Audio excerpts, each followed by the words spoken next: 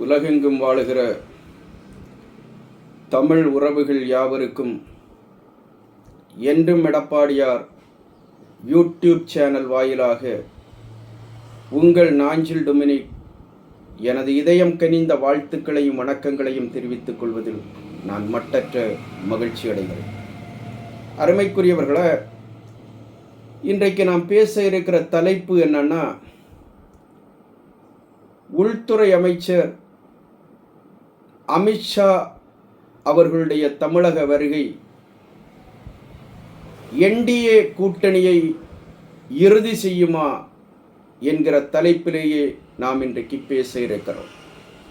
அருமைக்குரியவர்களே, இன்றைக்கு இந்திய தேசத்தினுடைய உள்துறை அமைச்சர் மரியாதைக்குரிய அமித்ஷா அவர்கள் தமிழ்நாட்டின் மதுரை மண்ணிலே கால் பதிக்கிறார். அவர் தமிழ்நாட்டுக்கு வருகிறார், மதுரைக்கு வருகிறார் என்று சொன்னவுடனேயே தமிழகமெங்கும் இருக்கிற அரசியல் கட்சிகள், அவர்களிடத்திலே சில கட்சிகளிடத்திலே ஒரு விதமான சுறுசுறுப்பும், திராவிட முன்னேற்றக் கழகம் போன்ற இயக்கங்களில் ஒரு சலசலப்பும் ஏற்பட்டிருப்பதை நம்மாலே பார்க்க முடிகிறது. ஏன்னா அமித்ஷா அவர்களை பொறுத்தமட்டில் அவர் இந்திய திருநாட்டில் இருக்கிற மிகப்பெரிய வியூக வகுப்பாளராக இருந்து கொண்டிருக்கிறார். எந்த கட்சியை எங்கே வைக்க வேண்டும், எந்த கட்சியை எதை செய்தால் எதை சாதிக்க முடியும் என்பதை போன்ற வியூகங்களை வகுக்கிற ஒரு மிகப்பெரிய வியூக வகுப்பாளராக இன்றைக்கு இந்தியாவிலே அறியப்படுகிறவராக காணப்படுகிறவராக மரியாதைக்குரிய உள்துறை அமைச்சர் அமித்ஷா அவர்கள் பார்க்கப்படுகிறார். அமித்ஷா அவர்களுடைய அரசியல் வியூகங்கள் தான் ஒரு 2-3 மாநிலங்களை ஆட்சி செய்த கட்சியாக இருந்த பாரதிய ஜனதா கட்சியை இந்திய தேசத்தில் கிட்டத்தட்ட 18 மாநிலங்களை ஆளுகிற கட்சியாக உயரத்துக்கு உயர்த்தி தூக்கி பிடிக்கிற அந்த அரசியல் வரலாற்றை ஏற்படுத்தி தந்திருக்கிறது. ஆக அந்த அமித்ஷா அவர்கள்தான், அவருடைய பார்வைதான் இன்றைக்கு விரைவில் அறிவிக்கப்பட இருக்கிற தேர்தல், அந்த தேர்தல் நடத்தப்பட இருக்கிற மாநிலங்களாக கருதப்படுகிற மேற்கு வங்காளத்திலேயும் தமிழ்நாட்டிலேயும் அதனுடைய கவனம் திரும்பி இருக்கிறது. மேற்கு வங்காளத்தை பொறுத்தமட்டில் கிட்டத்தட்ட மம்தா பானர்ஜியுடைய அரசாங்கம் அகற்றப்பட்டுவிடும் என்கிற நிலை ஏற்பட்டிருக்கிறது. அவர் இன்றைக்கு தமிழ்நாட்டின் பக்கம் தன்னுடைய பார்வையை திருப்பி இருக்கிறார். தமிழ்நாட்டின் பக்கம் தன்னுடைய பார்வையை அமித்ஷா அவர்கள் திருப்பி இருக்கிறதனுடைய அடிப்படையிலே தான் கடந்த 2 மாதங்களுக்கு முன்னால் மரியாதைக்குரிய அதிமுகவினுடைய பொதுச் செயலாளர் எடப்பாடியார் அவர்கள் திடீரென டெல்லிக்கு விஜயம் செய்தார். டெல்லி விஜயத்தின் போது அவருடைய விஜயத்துக்கான நோக்கம் பொதுமக்களுக்கும் பத்திரிகையாளர்களுக்கும் தெரிவிக்கப்படாமலேயே ரகசியம் காக்கப்பட்டது. எதற்காக இவர் டெல்லிக்கு செல்லுகிறார் என்கிற கேள்வி எழுப்பப்பட்ட போது அதிமுகவுடைய தரப்பில் என்ன சொல்லப்பட்டதுன்னா, டெல்லியிலே கட்டி முடிக்கப்பட்டிருக்கிற அதிமுகவுடைய அலுவலகத்தை பார்வையிடுவதற்காக டெல்லிக்கு போகிறார் என்கிற செய்தி சொல்லப்பட்டாலும், அன்றைக்கு மாலையிலேயே நாடாளுகிற உள்துறை அமைச்சர் அமித்ஷா அவர்களை கழகத்தினுடைய பொதுச் செயலாளர் எடப்பாடியார் அவர்கள் சந்தித்தது கிட்டத்தட்ட அதிமுக என்டிஏவுக்குள்ளே வந்துவிட்டது. பாஜக அதிமுக உறவு மீண்டும் துளிர்த்து விட்டது என்பதற்கான அச்சாரமாகவே அது பார்க்கப்பட்டது. டெல்லியிலே இருந்து பொதுச் செயலாளர் எடப்பாடியார் அவர்கள் சென்னைக்கு திரும்பி வந்ததற்கு பிறகு தமிழ்நாட்டுக்கு விஜயம் செய்தார் மரியாதைக்குரிய உள்துறை அமைச்சர் அமித்ஷா அவர்கள். அவர் கடந்த மாதம் 25ஆம் தேதி தமிழ்நாட்டுக்கு வருகை தந்தார். தமிழ்நாட்டில் வருகை தந்த உள்துறை அமைச்சர் எடப்பாடியாரை அருகிலே வைத்துக்கொண்டு அதிமுக பாஜக கூட்டணி உடன்பாடை நாட்டு மக்களுக்கு அறிவித்தார். ஆக அண்ணா திராவிட முன்னேற்றக் கழகம் என்டிஏவுக்குள்ளே அங்கம் வகித்தது. பாஜக அதிமுகவுடைய கூட்டணி மீண்டும் தமிழ்நாட்டில் உறுதி செய்யப்பட்ட அந்த வரலாறு நடந்தேறியது. அதிமுக பாஜகவோடு கூட்டணி கண்ட உடனேயே திராவிட முன்னேற்றக் கழகம் ஐயோ என்று கதற துவங்கியது. திராவிட முன்னேற்றக் கழகம் பேச துவங்கியது. என்ன பேசினாங்கன்னா, அதிமுக போய் பாஜகவோடு இணைந்து விட்டது. ஆக அதிமுக பாஜகவோடு இணைந்து விட்ட காரணத்தினாலே இதுவரை 200 தொகுதிகளை கைப்பற்றுவோம் என்று சொன்ன திமுகவுக்கு இனி 234 சட்டமன்ற தொகுதிகளிலேயும் வெற்றி பெறுகிற ஒரு சூழல் உருவாகி இருக்கிறது என்பது போல நாடாளுகிற முதலமைச்சர் MK ஸ்டாலின் அவர்கள் நாட்டு மக்கள் மத்தியிலே பேசினார். சரி, இதை பேசியதோடு அதை அப்படியே திமுக மெயின்டைன் செய்திருக்க வேண்டும். ஆனால் திமுக என்ன செய்தது? அவர்களுடைய கூட்டணியிலே அங்கம் வகிக்கிற காங்கிரஸ் பேரியக்கத்தை வைத்து அதிமுகவை குறை பேச துவங்கியது. விடுதலை சிறுத்தைகளை பயன்படுத்தி அதிமுகவை குறை பேச துவங்கியது. ஆக கூட்டணிக்குள்ளே அங்கம் வகித்திருக்கிற அந்த கட்சிகளை எல்லாம் வைத்து அதிமுக பாரதிய ஜனதா கட்சியோடு உடன்பாடு கொண்டது தவறு என்றும், திராவிட சித்தாந்தங்கள் சீர்குலைக்கப்பட்டதென்றும், மரியாதைக்குரிய எடப்பாடியார் அவர்கள் நடவடிக்கைகளுக்கு பயந்தே பாரதிய ஜனதா கட்சியோடு கைகோர்த்தார் என்பது போன்ற செய்திகளை எல்லாம் இன்றைக்கு அரசியல் களத்தில் திராவிட முன்னேற்றக் கழகம் பரப்பிக் கொண்டிருக்கிறது என்று சொன்னால் நமக்கு மிக தெளிவாக ஒரு காரியம் புரிகிறது. என்னன்னா, என்டிஏவுக்குள்ளே அதிமுக வந்திருப்பதை திமுக ரசிக்கவில்லை. பாரதிய ஜனதா கட்சியும் அண்ணா திராவிட முன்னேற்றக் கழகமும் கரம் கோர்த்திருப்பதை கண்டு திராவிட முன்னேற்றக் கழகத்துக்கு ஒருவித பயம் அரசியல் களத்திலே ஏற்படுத்தி இருக்கிறது என்பதுதான் இன்றைக்கு நிதர்சனமான உண்மையாக பார்க்கப்படுகிறது. ஆக அருமைக்குரியவர்களே, இந்த நிலையில இன்றைக்கு திராவிட முன்னேற்றக் கழகம் என்ன நினைக்கிறதுன்னா, என்டிஏவுக்குள்ளே வேறு எந்த கட்சிகளும் வந்துவிடக்கூடாது. பாரதிய ஜனதா கட்சி அதிமுக என்கிற இந்த இரு கட்சிகளை தவிர வேறு எந்த கட்சியும் என்டிஏவுக்குள்ளே வந்துவிடக்கூடாது என்பதில் திராவிட முன்னேற்றக் கழகம் முனைப்பு காட்டுகிறது. ஆக அந்த முனைப்பு தான் பாட்டாளி மக்கள் கட்சியில் ஏற்பட்டிருக்கிற அந்த சலசலப்பை திமுக ரசிக்கிறது. தேமுதிகவில் ஏற்பட்டிருக்கிற சலசலப்பை திமுக ரசிக்கிறது. அண்ணா திராவிட முன்னேற்றக் கழகத்தில் இன்றைக்கு டிடிவி தினகரன் அவர்களுடைய பிரச்சனையாக இருக்கட்டும், ஓ பன்னீர்செல்வம் அவர்களுடைய பிரச்சனையாக இருக்கட்டும், இதையெல்லாம் இன்றைக்கு ஊக்கப்படுத்துகிற இடத்துல திமுக இருக்கிறது. ஆக யாரும் அதிமுக பாஜக அங்கம் வகிக்கிற என்டிஏவுக்குள்ளே வந்துவிடக்கூடாது என்பதில் திராவிட முன்னேற்றக் கழகம் இன்றைக்கு கங்கணம் கட்டி கொண்டு செயல்பட்டு கொண்டிருக்கிறது. ஆக இதையெல்லாம் தெரிந்தே வைத்திருக்கிற பாரதிய ஜனதா கட்சி தான் இன்றைக்கு அதனுடைய உள்துறை அமைச்சர் மரியாதைக்குரிய அமித்ஷா அவர்களுடைய மதுரை விஜயம் அரசியல் விஜயமா இல்லை அரசு பயணமா என்று கேட்கிற போது நிச்சயமாக இன்றைக்கு அவருடைய மதுரை பயணம் என்று சொல்வது முழுக்க முழுக்க ஒரு அரசியல் பயணமாகவே பார்க்கப்படுகிறது.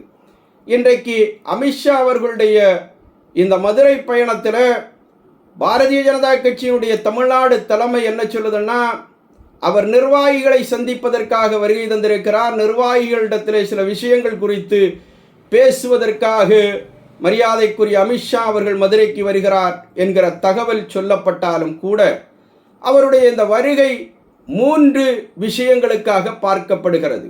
ஒன்று என்னன்னா, பாட்டாளி மக்கள் கட்சி குறித்த அந்த விஷயம், இரண்டாவதாக தேமுதிக குறித்த விஷயம், மூன்றாவதாக நம்முடைய டிடிவி தினகரன், ஓ பன்னீர்செல்வம் இவர்கள் குறித்தான இந்த விஷயங்களுக்காகவே அவர் மதுரைக்கு வருகை தந்திருப்பதாக செய்திகள் சொல்லப்படுகிறது. அவருடைய வருகை இந்த 3 காரியங்களையும் இண்டோர் மீட் மூலமாக அவர் அலசப் போகிறாரா, இல்லை புறவாசல் வழியாக அவுட்டோர் வழியாக அவர் பேசப் போகிறாரா என்பதெல்லாம் புரியாத புதிராகவே இருந்து கொண்டிருக்கிறது. பாட்டாளி மக்கள் கட்சியை பொறுத்தமட்டில் சமீப காலமாக அந்த கட்சிக்குள்ளே ஏற்பட்டிருக்கிற சில விரும்பத்தகாத நிகழ்வுகள், தந்தைக்கும் மகனுக்கும் இடையிலே ஏற்பட்டிருக்கிற சலசலப்புகள், தந்தைக்கு அதிகாரமா மகனுக்கு அதிகாரமா என்கிற நிலையில் அந்த கட்சியினுடைய காரியங்கள் போய்கொண்டிருப்பது. ஆக இதையெல்லாம் பாரதிய ஜனதா கட்சி என்டிஏ ரசிக்கிறதா என்று கேட்டால் நிச்சயமாக கிடையாது.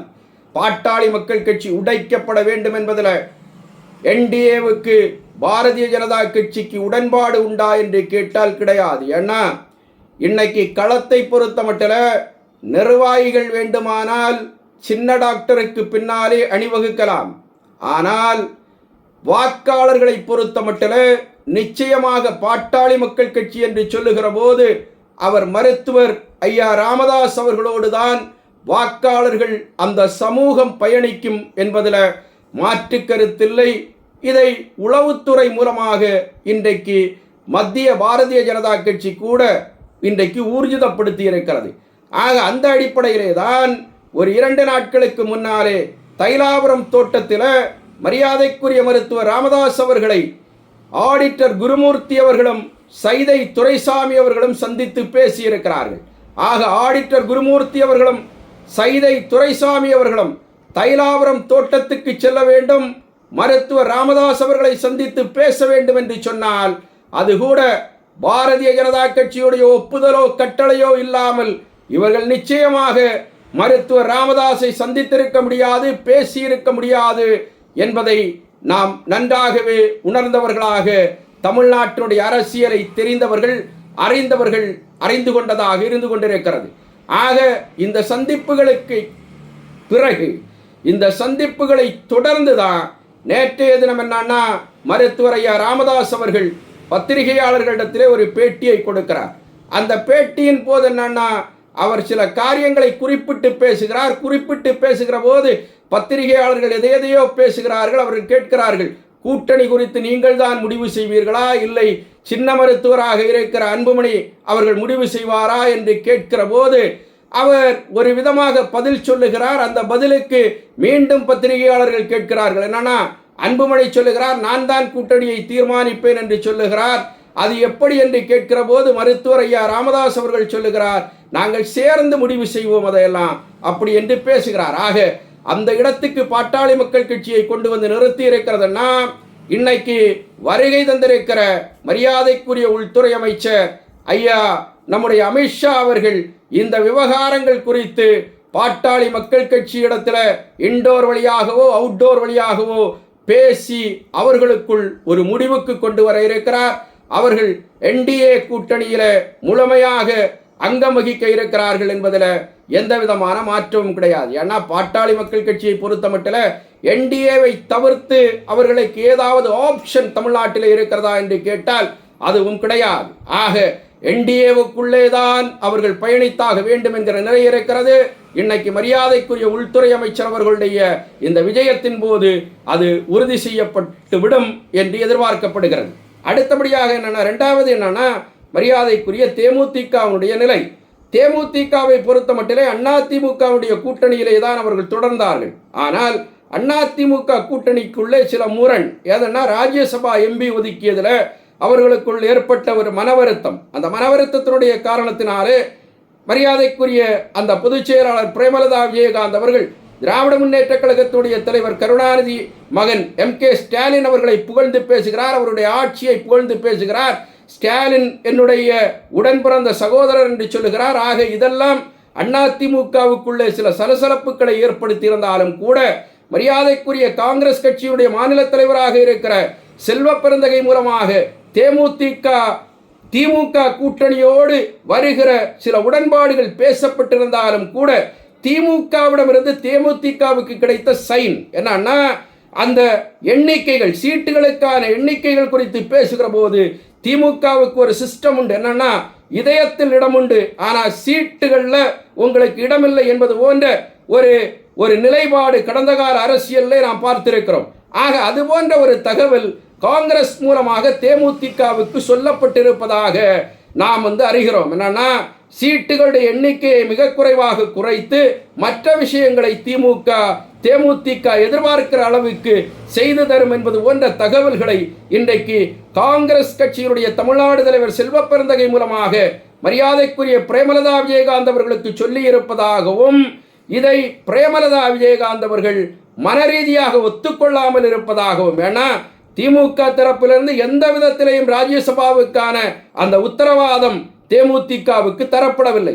ஆக இதையெல்லாம் அலசி ஆராய்ந்து பார்க்கிற அந்த பிரேமலதா விஜயகாந்த் அவர்கள் தான் நேற்றைய தினம் ஒரு பேட்டியிலே சொல்லுகிறார். என்ன சொல்லுகிறார்னா, நான் என்னுடைய மாவட்ட செயலாளர்களுடைய கூட்டத்தை கூட்டியிருக்கிறேன்.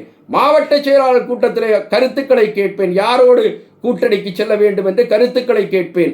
அந்த கருத்துக்களுடைய அடிப்படையிலே முடிவு செய்வேன் என்று சொல்லி நேற்றைக்கு சொல்லுகிறார். ஆக நேற்றைக்கு முன்தினம் வரை அவருடைய பேச்சப்படி இருந்ததுன்னா, நாங்கள் அதிமுக கூட்டணிக்குள்ளே வரமாட்டோம், திமுகவை நோக்கி செல்வதை போலவும் அரசியல் விமர்சகர்கள் பலரும் தேமுதிக அதிமுக கூட்டணியிலிருந்து வெளியேறிவிட்டது, திமுக கூட்டணியிலே அங்கமாகிவிட்டது என்பது போன்ற செய்திகளை பேசிக்கொண்டிருந்த நேரத்தில் நேற்றைய திருமதி பிரேமலதா விஜயகாந்த் அவர்களுடைய பேச்சும் பேட்டியும் என்னன்னா, மீண்டும் அவர்கள் அதிமுகவை நோக்கி வருகிறார்கள், என்டிஏ கூட்டணியை நோக்கியே வருகிறார்கள் என்கிற ஒரு உத்தரவாதத்தை அரசியல் களத்திலே தந்திருக்கிறது. ஆக இந்த காரியங்களையும் இன்றைக்கு மரியாதைக்குரிய அமித்ஷா அவர்களுடைய மதுரை விஜயம் பேசி முடித்துவிடும் என்பதில் எந்த விதமான சந்தேகமும் இல்லை.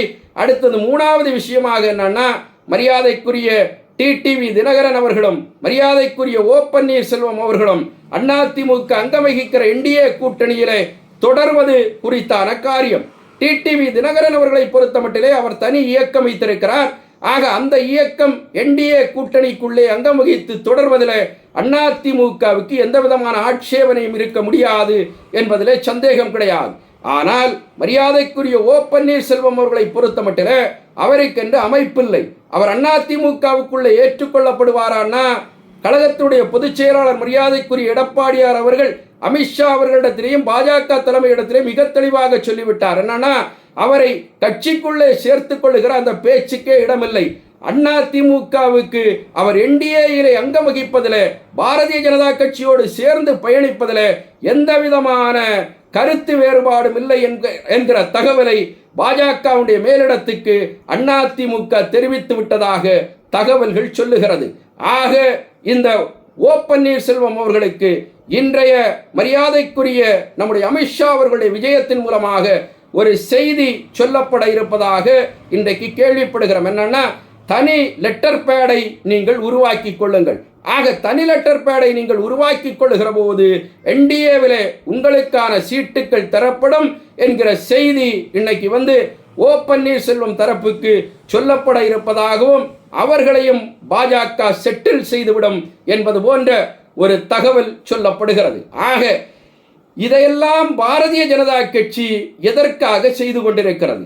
இதையெல்லாம் செய்ய வேண்டிய அவசியம் பாரதிய ஜனதாவுக்கு எதனாலே ஏற்பட்டிருக்கிறது என்பதை குறித்து நாம் பேசுகிற போது, ஏன்னா எதனால என்ன கேட்கிற போது, பாரதிய ஜனதா கட்சியை பொறுத்த மட்டிலே தமிழ்நாட்டில் ஆட்சி மாற்றம் ஏற்படுவதனாலே தமிழ்நாட்டினுடைய அரசியல் மாற்றத்தின் மூலமாக அமைய இருக்கிற புதிய அமைச்சரவையிலே பாஜக அங்கம் வகிக்கப் போவதில்லை.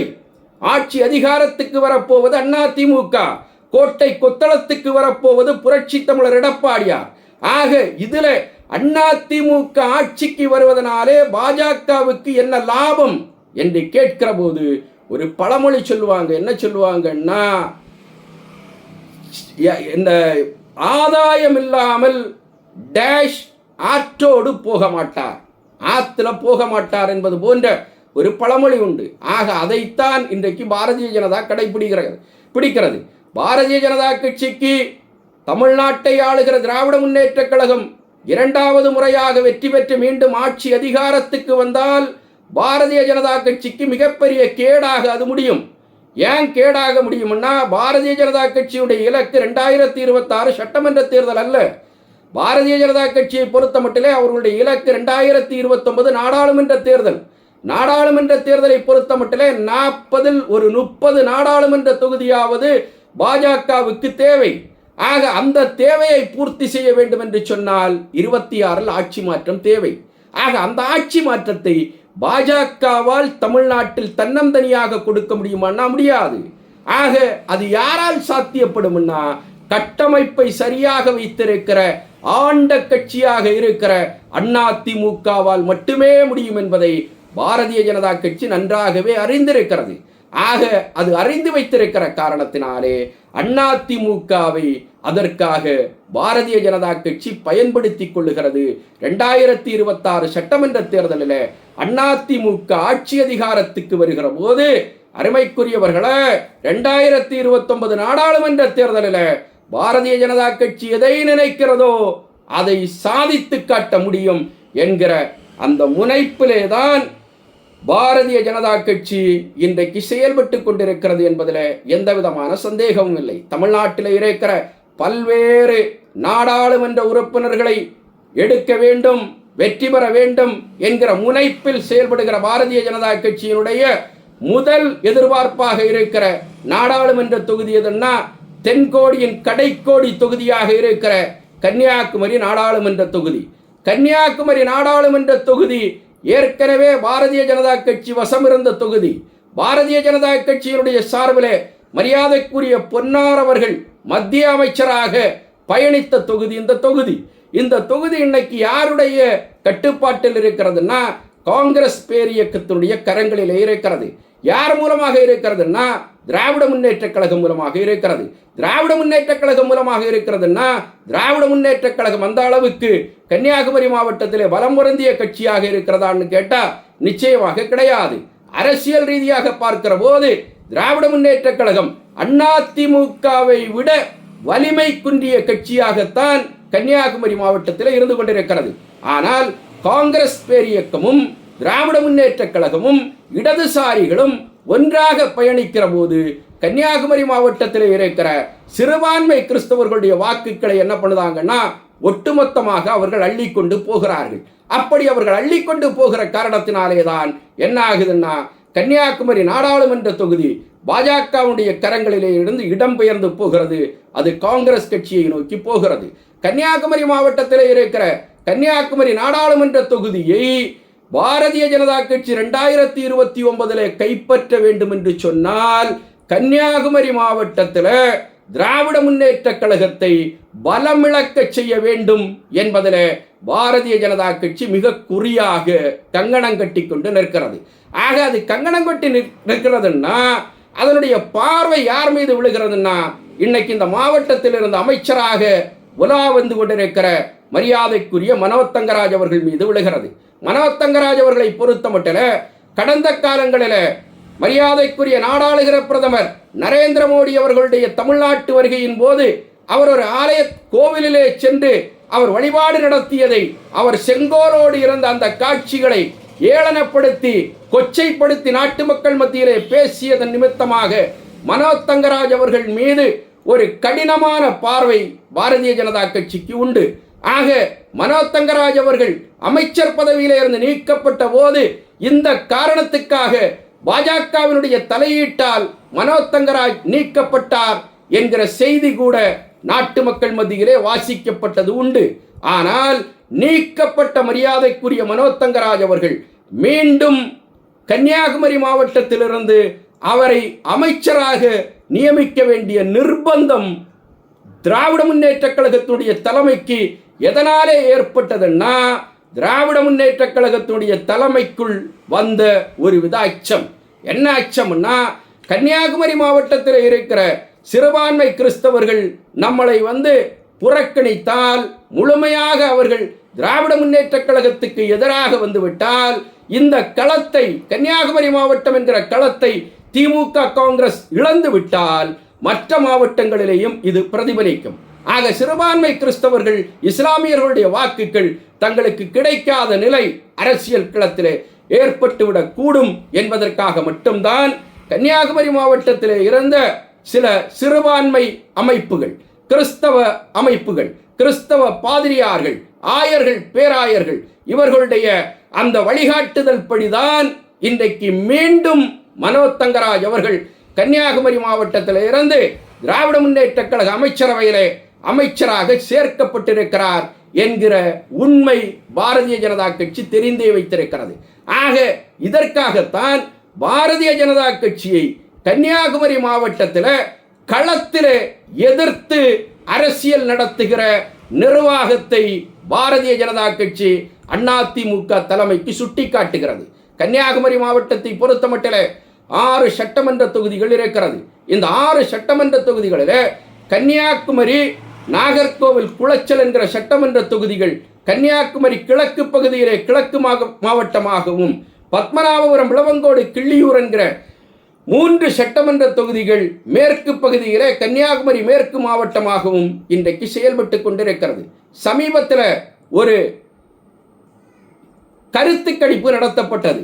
யார் மூலமானா கோலாகலாஸ் டிவி ஜேவிசி போலோடு இணைந்து ஒரு கருத்து கணிப்பை வெளியிட்டார்கள். அந்த கருத்து கணிப்பிலே மிக தெளிவாக அவங்க சொன்னாங்க. என்ன சொன்னாங்கன்னா, கன்னியாகுமரி தொகுதியையும் நாகர்கோவில் தொகுதியையும் கிழக்கு பகுதியிலே அதிமுக நிச்சயமாக வெற்றி பெறும். குளச்சல் தொகுதியை பொறுத்த மட்டில் அதிமுக என்டிஏ கூட்டணி போராடினால் அங்கேயும் வெற்றிக்கு சாத்தியதை இருக்கிறது என்கிற செய்தியை சொன்னது. மேற்கு மாவட்டத்தை பொறுத்த மட்டில் அந்த ஜேவிசி போல் தெளிவாக சொன்னது. என்ன சொன்னதுன்னா, விளவங்கோடு சட்டமன்ற தொகுதி, பத்மநாபபுரம் சட்டமன்ற தொகுதிகளை அதிமுக என்டிஏ கூட்டணி வெற்றி பெற முடியும் என்கிற செய்தியை சொன்னது. ஆக இந்த இடங்களை கிட்டத்தட்ட 5 சட்டமன்ற தொகுதிகளை என்டிஏ கூட்டணி கன்னியாகுமரி மாவட்டத்தில் இருந்து வெற்றி பெற முடியும் என்கிற செய்தியை அந்த ஜேவிசி போல் மிக தெளிவாக சொல்லியிருக்கிறது. ஆக இதையெல்லாம் சாதிக்க வேண்டும் என்று சொன்னால் களத்தில் என்ன நடக்கணும்னா, இந்த மாவட்டத்தினுடைய அமைச்சராக இருக்கிற மரியாதைக்குரிய மனோ தங்கராஜ் அவர்களை எதிர்த்து அரசியல் நடத்துகிற நிலை இங்கே உருவாக்கப்பட்டாக வேண்டும். ஆக அந்த நிலை உருவாக்கப்பட வேண்டும் என்று சொன்னால் பாரதிய ஜனதா கட்சி அந்த நிலையை உருவாக்க இங்கே முயற்சி செய்தால் அது அரசியல் ரீதியாக கை கொடுக்காது. ஏன்னா மதம் அதற்கு மிகப்பெரிய தடையாக இருக்கும். ஆக மத ரீதியாக அமைச்சரை எதிர்க்கிறார்கள் என்பது போன்ற ஒரு தோற்றம் மக்கள் மத்தியிலே எடுபடக்கூடும். ஆகையினாலே தான் பாரதிய ஜனதா கட்சியுடைய மேலிடம் இன்னைக்கு அதிமுக தலைமைக்கு மிக தெளிவாக சொல்லுகிறது. என்னன்னா, அதிமுகவினுடைய தலைமை, அதிமுகவுடைய தலைமையில இந்த மாவட்டத்தில், கன்னியாகுமரி மாவட்டத்தில் அரசியல் களம் கட்டமைக்கப்பட வேண்டும். அரசியல் களம் யாருக்கு எதிராக கட்டமைக்கப்பட வேண்டும் என்று சொன்னால் திமுகவுக்கு எதிராக. திமுகவுக்கு எதிராக என்ன சொன்னா, இந்த மாவட்டத்திலிருந்து உலா வந்து கொண்டிருக்கிற அமைச்சருக்கு எதிராக அந்த களம் கட்டமைக்கப்பட்டாக வேண்டும். ஆக களம் கட்டமைக்கப்படுகிற போது கிறிஸ்தவர்களுடைய அந்த வாக்கு வங்கி எந்த பகுதியில் அதிகமாக இருக்கிறதுனா, கிழக்கு பகுதியில் இருக்கிற அந்த நாகர்கோவில், கன்னியாகுமரி, குளச்சல் தொகுதிகளிலே அதிகமாக இருக்கிறதான்னு கேட்டா கிடையாது. அந்த பகுதிகளை பொறுத்த மட்டிலே ஏற்கனவே கட்டமைப்பு மிக பலமாக இருக்கிற மாவட்டமாக கருதப்படுகிறது. ஏன்னா அந்த மாவட்ட கழகத்துடைய செயலாளராக பணியாற்றுகிற முன்னாள் அமைச்சர் மரியாதைக்குரிய அண்ணன் தளவாய் சுந்தரம் அவர்களை பொறுத்த மட்டிலே தன்னுடைய சுண்டு விரல் நுனியிலே அந்த மாவட்டத்தினுடைய அதிகாரத்தை கையிலே வைத்துக் கொண்டிருக்கிறார்.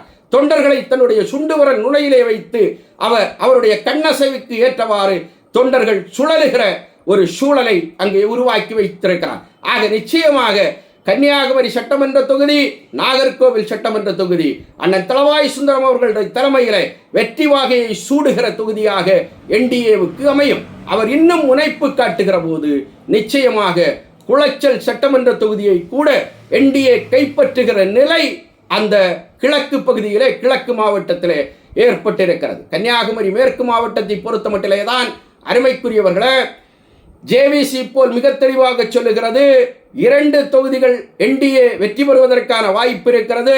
அந்த 2 தொகுதிகளிலேயும் இந்த மேற்கு மாவட்டத்தை பொறுத்த மட்டிலே தாமரை போட்டியிடுவதை விட இரட்டைகளை போட்டியிடுகிற போது வெற்றி நிச்சயமாக்கப்படும் என்கிற செய்தி சொல்லப்படுகிறது. ஏன்னா இது கிறிஸ்தவர்கள் அதிகமாக இருக்கிற பகுதியாக பார்க்கப்படுகிற போது இங்கே இருக்கிற விளவங்கோடு சட்டமன்ற தொகுதி நம்பர் 1 தொகுதியாகவும், பத்மநாபபுரம் சட்டமன்ற தொகுதி நம்பர் 2 தொகுதியாகவும் வெற்றி வாய்ப்புக்காக பார்க்கப்படுகிறது.